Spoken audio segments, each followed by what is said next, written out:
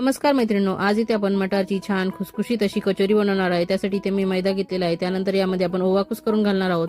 ओवा इथे टाकून घेतल्यानंतर आपण चवीपुरतं मीठ टाकून घेणार आहोत आणि नंतर इथे मी 2 टेबलस्पून एवढं तेल टाकून घेतलेलं आहे। तुम्ही 2 टेबलस्पून एवढं साजूक तूप मोहन म्हणून सुद्धा टाकून घेऊ शकतात। मोहन चांगलं पिठाला चोळून घ्यायचं आहे आणि नंतर थोडं थोडं पाणी टाकून आपल्याला याचं छान असं पीठ भिजून घ्यायचं आहे। सैलसर असं पीठ भिजवायचं आहे। पीठ थोड्या बाजूला ठेवणार आहेत आणि नंतर आपण चॉपरमध्ये इथे बघा बॉईल करून घेतलेले मटार, मिरची, लसण आणि अद्रक टाकून छान असं चॉपर मध्ये आपल्याला याला जाडसर असं भरड करून घ्यायची आहे। नंतर इथे आपण पॅन मध्ये बघा तेल तापत ठेवलेलं आहे। त्यामध्ये बडीशोप आणि जिरे टाकून घेतलेले आहे। ते छान फुलून आले की नंतर आपण हे जे चॉप केलेलं मटार होते ते टाकून घेणार आहोत। तुम्ही याला मिक्सर मध्ये देखील चांगलं जाडसर असं वाटून घेऊ शकतात मटारला। नंतर यामध्ये तुम्हाला 2 चमचे बेसन पीठ घालायचं असेल तर ते देखील तुम्ही घालू शकतात। नंतर इथे मी धने, जिरे आणि बडीशोपचं जाडसर भरड घातली आहे। नंतर हळद, तिखट मसाला, थोडंसं आमचूर पावडर, पिठी साखर आणि मीठ घातले आणि नंतर याला बघा स्मॅशरनी चांगलं स्मॅश केलं आहे, म्हणजे छान एकजीव होईल आणि याचं बाइंडिंग चांगलं त्या पद्धतीने होईल। आणि अशा पद्धतीने गार झाल्यावर बॉल्स करून घेतलेले आहेत आणि नंतर ह्या भिजवलेल्या पिठाचे देखील छोटे छोटे आपण गोळे तयार करून घेणार आहोत।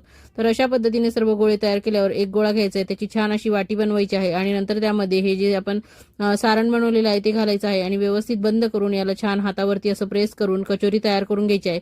तुम्ही लोटाण्याने लाटून देखील करून घेऊ शकता। तर अशा पद्धतीने बघा इथे मी कचोऱ्या तयार करून घेतलेल्या आहेत आणि तेल देखील तापायला ठेवलेलं होतं। तर या तेलामध्ये आपल्याला लो टू मीडियम फ्लेमवरती या कचोऱ्या छान गोल्डन ब्राऊन रंगावरती येईपर्यंत आणि छान खुसखुशीत होईपर्यंत तळायच्या आहेत। इथे बघा तुम्ही रंग बघू शकतात।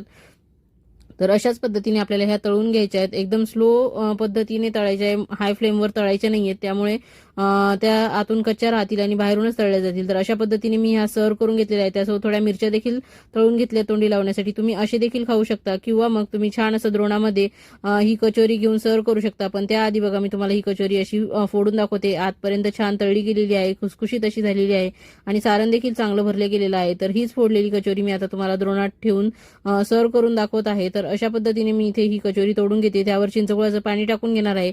नंतर इथे माझ्याकडे पुदिन्याची चटणी होती ती टाकून घेणार आहे। नंतर परत चिंचगुळाचं पाणी टाकलंय, कच्चा कांदा तोंडी लावायला आणि मिरची ठेवलेली आहे।